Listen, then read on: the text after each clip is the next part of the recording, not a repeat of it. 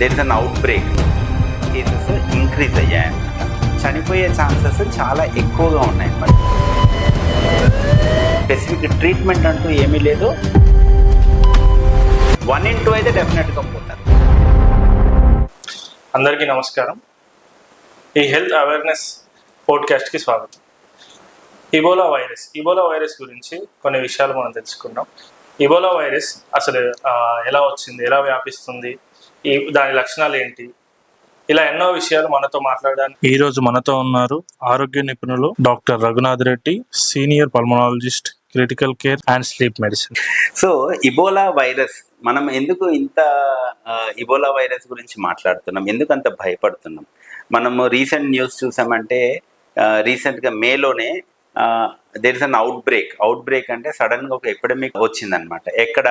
Republic of Congo and Uganda. అక్కడ సడన్గా Ebola cases increase అయ్యాయన్నమాట. మనం ఎందుకు అంత వరీడ్గా ఉన్నామంటే ఈ వచ్చిన ఇబోలా వైరస్ అయితే ఏదైతే ఉందో దానివల్ల వచ్చే డిసీజ్కి స్పెసిఫిక్ ట్రీట్మెంట్ అంటూ ఏమీ లేదు, దానికి వ్యాక్సిన్స్ ఏమీ లేవు. అండ్ ఆ జబ్బు వచ్చాక మార్టాలిటీ అంటే చనిపోయే ఛాన్సెస్ చాలా ఎక్కువగా ఉన్నాయన్నమాట. అంటే అరౌండ్ 50%, యావరేజ్గా 50% మార్టాలిటీ రేట్ అని చెప్తున్నాం. 50% మార్టాలిటీ, కానీ ఆ mortality rate can range from 25% to 90%. So దానికి స్పెసిఫిక్ ట్రీట్మెంట్ లేదు, దానికి స్పెసిఫిక్గా వ్యాక్సినేషన్ లేదు. దానివల్ల అది వచ్చింది అంటే ఆల్మోస్ట్ డెత్ సెంటెన్స్ లాగా అనుకోండి, లేకపోతే 90% కూడా చనిపోయే అవకాశం ఉంటుంది. 1 in 2 అయితే డెఫినెట్గా పోతారు. దాని గురించి మనం ఇంత వరీ అవుతున్నాం అనమాట. అసలు ఇబోలా వైరస్ ఎక్కడి నుంచి వచ్చింది? మనం ఇప్పటిదాకా ఎప్పుడు ఇబోలా వైరస్ గురించి ఎప్పుడు వినలేదు, కానీ ఎందుకు అంత వరీ అవుతున్నాం? అసలు ఇబోలా వైరస్ ఎక్కడ పుట్టింది? ఇబోలా వైరస్ ని మనం ఫస్ట్ 2014, 2016 ఆ టైంలో central Africa, like Congo, Sudan, ఆ ఏరియాస్లో ఫస్ట్ ఐడెంటిఫై చేశారు. There is a sudden increase in cases అనమాట. అది వైరల్ ఫీవర్ లాగానే ప్రెజెంట్ అవుతుంది. సో సడన్గా ఇంక్రీజ్ అయింది. అప్పుడు వాళ్ళు చూస్తే దేనివల్ల వచ్చిందని చూస్తే అప్పుడు ఒక కొత్త వైరస్ అనేది మనకి కనపడింది. అది ఇబోలా అన్న రివర్ పక్కన ఉన్న విలేజ్లో ఫస్ట్ కనుక్కున్నారు కాబట్టి దాని పేరు కూడా ఇబోలా వైరస్ అనేసి పెట్టడం జరిగింది అనమాట. ఇది ఎప్పుడు 1976లో ఫస్ట్ కనుక్కున్నప్పుడు. కానీ లార్జెస్ట్ అవుట్ బ్రేక్ వచ్చింది మటుకు 2014 to 2016. 1976లోనే ఇబోలా వైరస్ అనేది ఐడెంటిఫై అయ్యింది. బట్ బిగ్గెస్ట్ ఎపిడమిక్ ఎప్పుడు వచ్చిందంటే 2014 to 2016 మధ్య ఈ కాంగో, ఈ ఏరియాస్లో వచ్చిందనమాట. సో అప్పుడు కూడా చాలా హై మార్టాలిటీ ఉండింది.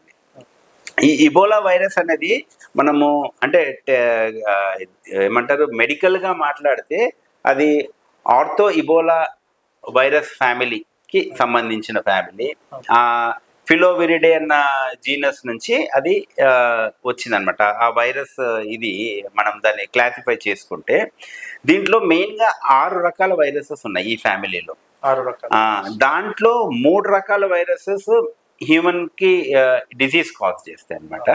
అండ్ మార్టాలిటీ రేట్ ఎక్కువగా ఉంటుంది. ఆ 3 రకాలు ఏమిటి అంటే, ఒకటేమో Ebola virus that will cause Ebola virus disease అంటాం. ఈ ఇబోలా వైరస్ డిజీజ్ అనేది ఫస్ట్ వెరైటీ. సెకండ్ వైరస్ వచ్చేసి సుడాన్ వైరస్ అంటాం. ఆ సుడాన్ వైరస్ డిజీజ్ అని ఉంటుంది, అది కాజ్ చేసేది సుడాన్ వైరస్ డిజీజ్ అంటాం అనమాట. మూడోది వచ్చేసి బుడ్బుంగ్యో వైరస్.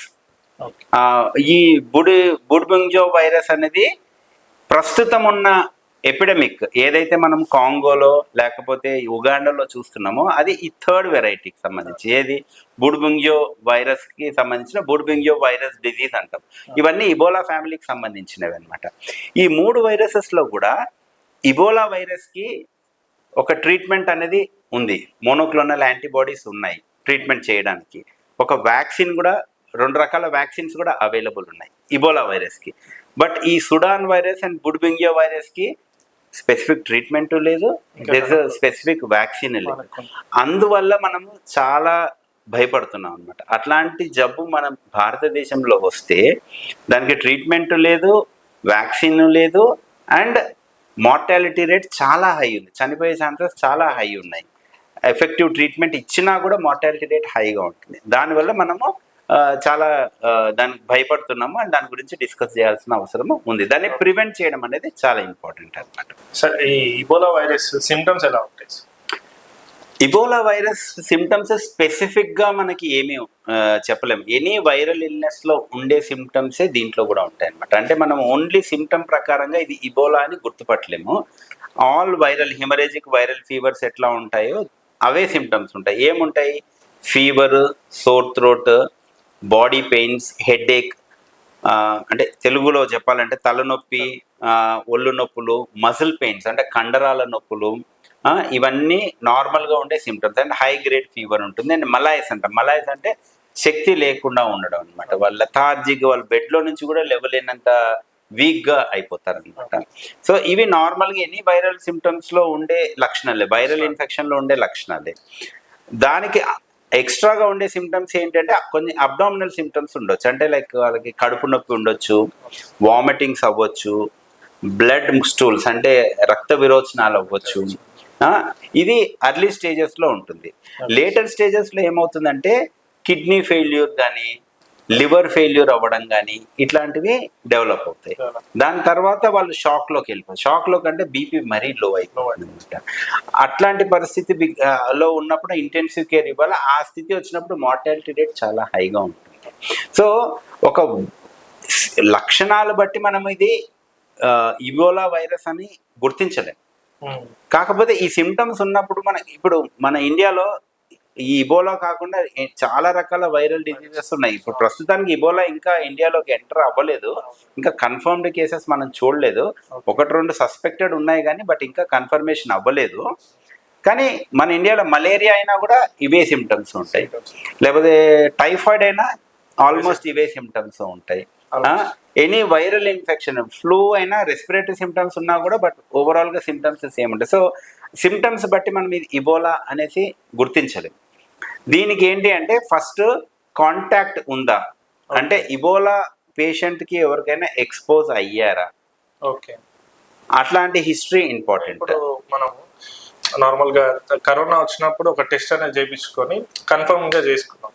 అప్పుడు ఇప్పుడు దీనికి కూడా ఏదైనా టెస్ట్ ఉందా? టెస్ట్లో ఉన్నాయి. సేమ్ కరోనాలో ఉండే ఆర్టీపీసీఆర్ అన్నాం కదా, రివర్స్ ట్రాన్స్క్రిప్టెడ్ పాలిమరేస్ చైన్ రియాక్షన్ అనేసి, ఆ రకమైన టెస్ట్ కూడా దీనికి కూడా ఉంది. బట్ అది అంత విరివిగా అవైలబుల్ లేదు ఇండియాలో. ఎందుకంటే మనకి కేసెస్ లేవు కాబట్టి మనం అట్లాంటి కిట్స్ ఎప్పుడు మనం పెట్టుకోలేదు, వాడలేదు కాబట్టి ఇంకా అవి వచ్చే అవకాశం ఉంది. ఇంకొకటి ఏంటంటే వైరస్ని ఐడెంటిఫై చేయడం ఒకటి, ఇంకా ఎలైసా మెథడ్లో డిటెక్ట్ చేయడం అనే యాంటీబాడీస్ డిటెక్ట్ చేయడం అన్నది కూడా ఒక మెథడ్ ఆఫ్ డయాగ్నోసిస్. కాకపోతే ఇది ఫస్ట్ ఎట్లా ట్రాన్స్మిట్ అవుతుంది, ఈ ఇబోలా వైరస్ ఒకరి నుంచి ఒకరికి ఎట్లా ట్రాన్స్మిట్ అవుతుంది, అసలు ఇబోలా వైరస్ అనేది అది మనుషులకి ఎక్కడి నుంచి వస్తుంది అంటే, ఫస్ట్ మనుషులకి ఎక్కడి నుంచి వచ్చింది ఆఫ్రికాలో ఆ టైంలో అంటే వైల్డ్ యానిమల్స్ నుంచి అది హ్యూమన్స్కి స్ప్రెడ్ అయింది అనమాట. వైల్డ్ యానిమల్స్ అంటే పర్టికులర్గా ఫ్రూట్ బ్యాట్స్ అంటాం, అంటే పళ్ళు తినే ఒక రకమైన బ్యాట్స్ అంటే గబ్బిలం అవి. రెండోది వచ్చేసి ఏప్స్ అంటే ఈ కోతులు, చింపాంజీస్, ఈ కొండముచ్చులు, ఆ జాతికి సంబంధించిన వైల్డ్ యానిమల్స్. పార్క్యూపైన్, ముళ్ళపంది అంటాం, పార్క్యూపైన్ ఒకటి. ఇంకా యాంటీలోప్స్, కొన్ని రకాల డీర్స్, అట్లాంటి ఇవన్నీ వైల్డ్ యానిమల్స్లో అది ఉంటుంది ఆ ఇన్ఫెక్షన్. దానికి ఆ మీట్ తినడం వల్ల కానీ, దాని బ్లడ్కి ఎక్స్పోజ్ కావడం కానీ, లేకపోతే దాని బాడీ ఫ్లూయిడ్స్, యూరిన్ కానీ, లేకపోతే దాన్ని ఏమంటారు మలమూత్రాలకి ఎక్స్పోజ్ అవ్వడం వల్ల అది హ్యూమన్స్కి అంటుకుంటుంది అనమాట. సో ఫస్ట్ ఇన్ఫెక్షన్ ఆ రకంగా వచ్చింది. ఒకసారి హ్యూమన్స్లోకి వచ్చిన తర్వాత హ్యూమన్ టు హ్యూమన్ ట్రాన్స్మిషన్ కూడా జరుగుతుంది. హ్యూమన్ టు హ్యూమన్ ట్రాన్స్మిషన్ ఏ రకంగా జరుగుతుంది అంటే సేమ్ బ్లడ్, బాడీ ఫ్లూయిడ్స్, ఇంకా ఏమంటారు సెమెన్, వామిటింగ్, ఎనీబాడీ వామిటింగ్ కానీ లేకపోతే మోషన్లో కూడా వైరస్ ఉండే అవకాశం ఉంది. దానికి మనం ఎక్స్పోజ్ అయినప్పుడు హ్యూమన్ టు హ్యూమన్ ట్రాన్స్మిషన్ అయ్యే ఛాన్స్ ఉంటుంది. అండ్ మనము కోవిడ్లో లాగా మరి అంత భయంకరమైన ట్రాన్స్మిషన్ ఉండదు, కానీ క్లోజ్ కాంటాక్ట్స్లో డెఫినెట్గా మనకి ట్రాన్స్మిషన్ అయ్యే అవకాశం ఉంటుంది ఇప్పుడు అనమాట. మనము ఏదైనా ప్లేసెస్ అంటే ఇప్పుడు వచ్చిన వాళ్ళు ప్లేసెస్ ఏదైనా తాకితే ఆ ప్లేస్ అదే ప్లేసెస్ తాకడం వల్ల కాదు, ఇప్పుడు surfaces which are soiled with blood or which are soiled with some body fluid or vomiting or motion of patient who is suffering from Ebola ఉన్న వాళ్ళ వామిట్ కానీ మోషన్ కానీ వాళ్ళ బ్లడ్ కానీ బాడీ ఫ్లూయిడ్ కానీ ఏదైనా సర్ఫేస్ మీద పడింది, ఆ సర్ఫేస్ని మీరు టచ్ చేశారు, టచ్ చేసి మీరు ఆ చేతులు కంట్లో కానీ ముక్కులో కానీ నోట్లో కానీ పెట్టుకున్నారంటే అది లోపలికి, లేకపోతే మీకు బ్రోకెన్ స్కిన్ ఏదైనా ఉంది, దెబ్బ తగిలింది మీకు, అప్పుడు దానికి ఏదైనా అంటుకున్నా కానీ అది డైరెక్ట్గా బాడీలోకి వెళ్ళిపోతుంది అనమాట. సో ఈ రకంగా ఎక్స్పోజ్ అయితే మనకి ట్రాన్స్మిట్ అయ్యే ఛాన్సెస్ ఉన్నాయి. And sexual transmission, intimate contact sexual transmission అన్నది కూడా జరుగుతుంది. కాకపోతే మనం ఎప్పుడు కూడా హిస్టరీ ఈజ్ వెరీ ఇంపార్టెంట్. అంటే ఎవరికైనా జ్వరం వచ్చిందంటే అది ఇబోలా అని అనుకునేదానికి లేదు, వాళ్ళకి exposure to any patient with Ebola అది ఉందా లేదా చూసుకోవాలి. అట్లా ఉన్నప్పుడే వచ్చే అవకాశం ఉంటుంది అనమాట. ఇంకోటి ఏంటంటే వైరస్ ఎక్స్పోజ్ అయిన వెంటనే మనకు జబ్బు రాదు, మనకి ఇంక్యుబేషన్ పీరియడ్ అంటాం. అంటే ఇప్పుడు ఫలానా ఫర్ ఎగ్జాంపుల్ ఈ రోజు మీరు ఆ వైరస్కి ఎక్స్పోజ్ అయ్యారనుకోండి, ఇమ్మీడియట్గా రేపటికంతా మీకు సిమ్టమ్స్ రావు. ఆ సిమ్టమ్స్ రావడానికి 2 రోజుల నుంచి 21 రోజు వరకు ఉంటుంది. That is called incubation period. So మనం లాస్ట్ 3 weeks to 1 monthలో ఎక్స్పోజర్ ఏమన్నా ఉందా అన్నది హిస్టరీ కూడా చాలా ఇంపార్టెంట్ అనమాట. అంటే నిన్న మొన్న 1 week బ్యాక్ కాదు, even 3 weeks to 4 weeks back exposure కూడా ఏమన్నా ఉందా అన్నది హిస్టరీలో మనం తీసుకోవాలి. అట్లా ఎక్స్పోజ్ అయినప్పుడు మనకి వచ్చే అవకాశాలు ఉంటాయి. రెండోది ఈ సెమెన్ వల్ల కూడా వస్తుందని చెప్పాను కదా. అంటే ఇప్పుడు గైడ్ లైన్స్ ప్రకారంగా ఎట్లా అంటే ఈవెన్ ఇబోలా వైరస్ వచ్చి తగ్గిపోయిన తర్వాత కూడా సెమెన్లో ఆ వైరస్ ఆల్మోస్ట్ 15 months దాకా ఉండే అవకాశం ఉంది. 15 months. సో ఇబోలా వచ్చి తగ్గిన తర్వాత కూడా you have to use protective measures, condoms లాంటివి యూజ్ చేయాల్సిన అవసరం ఎంతైనా ఉంది, at least for 1 year. 2 semen samples negative వచ్చేదాకా కూడా మనము వితౌట్ ప్రొటెక్షన్ సెక్స్లో పాల్గొనడానికి లేదనమాట. సో 15 months దాకా ఆ వైరస్ సెమైనల్ ఫ్లూయిడ్లో ఉండే అవకాశం ఉంటుంది. ఎందుకంటే ఆ వైరస్ టెస్టికల్స్లో, బ్రెయిన్లో, కంట్లో అది కొన్ని నెలలు ఉంటుంది మనకి జబ్బు తగ్గిపోయిన తర్వాత కూడా. సో ఆ ఫ్లూయిడ్స్కి అంటే బ్రెయిన్కి డైరెక్ట్గా ఎక్స్పోజ్ అయ్యే ఛాన్స్ లేదు, కంటికి డైరెక్ట్గా ఎక్స్పోజ్ అయ్యే ఛాన్స్. మనం ఓన్లీ అయితే సెమైనల్ ఫ్లూయిడ్లో సెక్షువల్ రూట్ ద్వారా కూడా after the patient becomes normal 15 months దాకా మనకు వైరస్ ఉండే అవకాశం ఉంది. కాబట్టి అప్పుడు కూడా ప్రొటెక్టివ్ మెజర్స్ అనేవి యూజ్ చేయాలి. And seminal fluid 2 consecutive seminal fluid test negative వచ్చే వరకు కూడా మనము ప్రొటెక్షన్ అనేది యూజ్ చేసుకోవాల్సిన అవసరం ఉందన్నమాట. సో ఇబోలాలో ఇంకొక లక్షణం ఏంటంటే బ్లీడింగ్ అవ్వడం అనమాట. అంటే చాలా సివియర్గా అయినప్పుడు మనకి బ్లీడింగ్ అయ్యే ఛాన్సెస్ ఉంటుంది. గమ్స్ నుంచి బ్లీడ్ అవ్వడం, ముక్కులో నుంచి బ్లీడ్ అవ్వడం, మోషన్లో బ్లీడ్ అవ్వడము, బ్లడ్ వామిట్స్ రావడం, ఇది కూడా మనము చూస్తాము. ఒక్కోసారి స్కిన్ ర్యాష్ కూడా వస్తుంది, స్కిన్లో కూడా బ్లీడ్ అవుతుంది. ఇవన్నీ last stages or later stages of ఇన్ఫెక్షన్లో మనకి వస్తాయి. సో దాన్ని డయాగ్నోస్ చేయడానికి నేను చెప్పినట్టుగా RT-PCR, ELISA టెస్ట్లు ఉన్నాయి. Or direct virus isolation by culture కూడా ఉంటుంది. అది మనకి పూణేలో మన వైరాలజీ ల్యాబ్లో ఇవన్నీ చేస్తారు స్పెషలైజ్డ్గా. మన ప్రస్తుతం అయితే అవి అంత అందుబాటులో ఎక్కడా కూడా లేవు. మనము మన వైరాలజీ ఇన్స్టిట్యూట్కే పంపించుకోవాలి ప్రస్తుతం అయితే దాన్ని డయాగ్నోస్ చేయాలంటే. సరే, ఇప్పుడు వచ్చిన తర్వాత దీనికి ట్రీట్మెంట్ ఎలా ఉంటుంది? ఇబోలా వైరస్ నేను చెప్పినట్టుగా 3 రకాల వైరస్లలో ఓన్లీ ఒక రకం వైరస్కే ట్రీట్మెంట్ అవైలబుల్ ఉంది. మోనోక్లోనల్ యాంటీబాడీస్, ఎన్సిబిమాబ్ అండ్ ఇన్జమాబ్ అనేసి. ఆ మోనోక్లోనల్ యాంటీబాడీస్ ఉన్నది only Ebola virus infection or Ebola virus disease అంటాం చూడండి, దానికి. కానీ ఈ ప్రస్తుతం ఉన్న బుడ్బుంగియో వైరస్ వల్ల వచ్చే డిజీజ్కి స్పెసిఫిక్గా ఏమీ ట్రీట్మెంట్ లేదు, only supportive treatment. African countries నుంచి ట్రావెల్ అయ్యి వచ్చారు అంటే అట్లాంటి పేషెంట్స్ని మనము ముందుగానే అసెస్ చేసుకోవాలి. ఇమ్మీడియట్గా వాళ్ళకి RT-PCR కానీ దెన్ ELISA టెస్ట్ చేసుకొని కన్ఫర్మ్ చేసుకోవాలి. అవి అంత విరివిగా అవైలబుల్ లేవు కాబట్టి మనము మన నేషనల్ ఇన్స్టిట్యూట్ ఆఫ్ వైరాలజీకే ఈ శాంపిల్స్ అనేవి. ఆ శాంపిల్స్ పంపించడం కూడా చాలా జాగ్రత్తగా పంపించాలి. బ్లడ్ శాంపిల్ కానీ లేకపోతే ఏమంటారు సీరం శాంపిల్స్ పంపించేటప్పుడు 3 టైర్ ప్యాకింగ్ చేయాలి. ఎందుకంటే అవి చాలా ఇన్ఫెక్షన్. ఇప్పుడు వైరస్ ఉందంటే అది చాలా, దాన్ని హ్యాండిల్ చేసే వాళ్ళు కూడా రిస్క్ ఉంటుంది. సో దాన్ని హ్యాండిల్ చేయడము, అది పంపించడం కూడా చాలా కేర్ తీసుకోవడం అనేది కూడా చాలా ఇంపార్టెంట్. రెండోది, అట్లాంటి పేషెంట్స్కి మనము సపరేట్ చేయడం అంటే మరి కోవిడ్లో లాగా క్వారంటైన్ చేయాల్సిన అవసరం లేదు కానీ, బట్ వాళ్ళని సపరేట్గానే పెట్టి లేకపోతే హాస్పిటల్లో కానీ పెట్టి ట్రీట్మెంట్ అనేది ఇవ్వాలి. అండ్ చెప్పాను కదా, టేబుల్ మీద వాళ్ళ వామిటర్స్ని, వాళ్ళ ఫీసెస్ని, వాళ్ళ బాడీ ఫ్లూయిడ్స్ని హ్యాండిల్ చేసే వాళ్ళైతే ఖచ్చితంగా పీపీఈస్ వేసుకోవాలి. మనం కోవిడ్ టైంలో చూసాం కదండి, అవి పీపీఈస్ అంటాం, పర్సనల్ ప్రొటెక్షన్ ఎక్విప్మెంట్. అవి వేసుకొని హ్యాండిల్ చేయాల్సి ఉంటుంది. బట్ ఫ్యామిలీ మెంబర్స్ని ఎట్లా ఇది ఉండాలంటే క్లోజ్ కాంటాక్ట్, అంటే ఒకే బెడ్ షేర్ చేసుకోవడము అట్లాంటివి చేయకండి. ఫీవర్ వచ్చిన వాళ్ళని వేరే గదిలో పెట్టండి. వాళ్ళకి ఫుడ్ తినే ఇది కానీ, యుటెన్సిల్స్ కానీ, వాటర్ తాగే గ్లాసెస్ కానీ సపరేట్ పెట్టండి. అవి సపరేట్ పెట్టండి.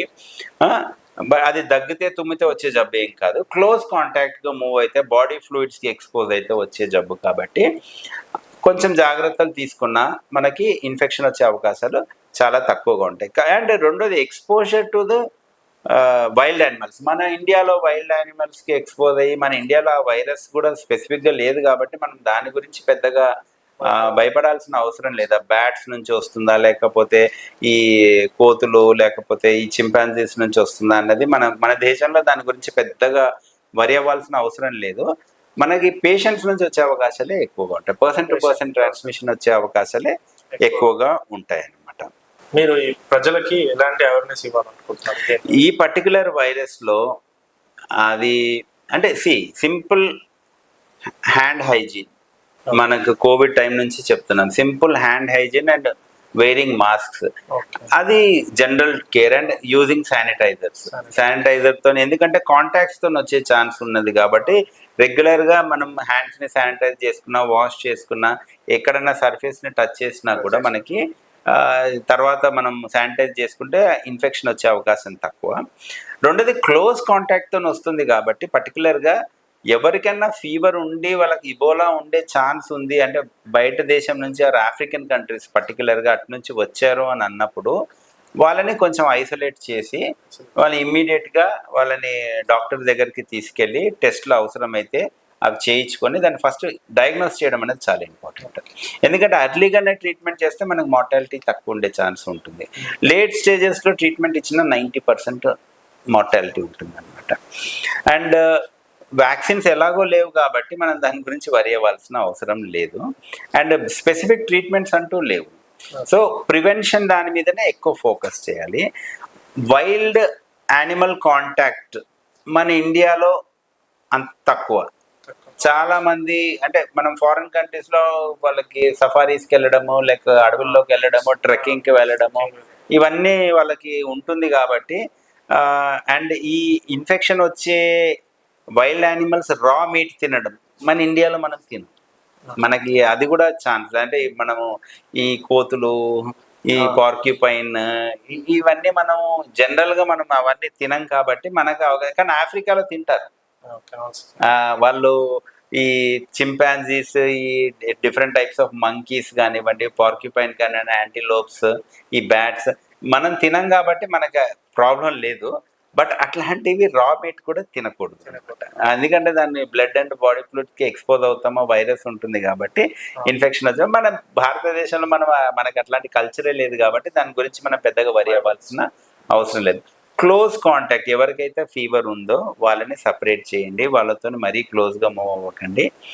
వాళ్ళ గ్లాసెస్, వాళ్ళు తాగే గ్లాసెస్ కానీ, వాళ్ళు తాగే బాటిల్స్ కానీ, తినే ప్లేట్స్ కానీ అవి సపరేట్గా పెట్టేసి ప్రస్తుతానికి వాళ్ళు డయాగ్నోస్ అయ్యేదాకా. ఒకసారి డయాగ్నోసిస్లో ఇబోలా అని తేలిందంటే దాన్ని ఇమీడియట్గా అడ్మిట్ చేసి ట్రీట్మెంట్ అనేది తీసుకోవాల్సి ఉంటుంది. సో బేసిక్ జాగ్రత్తలు అయితే తీసుకోవాలి. అర్లీ డయాగ్నోసిస్ అనేది చాలా ఇంపార్టెంట్. ఓకే. అండ్ ఇబోలా లాంటి వైరస్ ఒకటి ఉంది, దానికి మన అన్నది ఒక అవగాహన కూడా ప్రజల్లో ఉండాలి. దాని గురించి ఈ పోడ్కాస్ట్ చేస్తున్నది. ఎందుకంటే ఆ అవగాహన లేనప్పుడు అది మామూలు జ్వరమే అనుకొని మనం వాళ్ళతో క్లోజ్ గానే ఉంటాము. సో అప్పుడు మనకి కూడా ఇన్ఫెక్ట్ అయ్యే ఛాన్స్ ఉంటుంది అనమాట. Okay sir, thank you sir. Okay.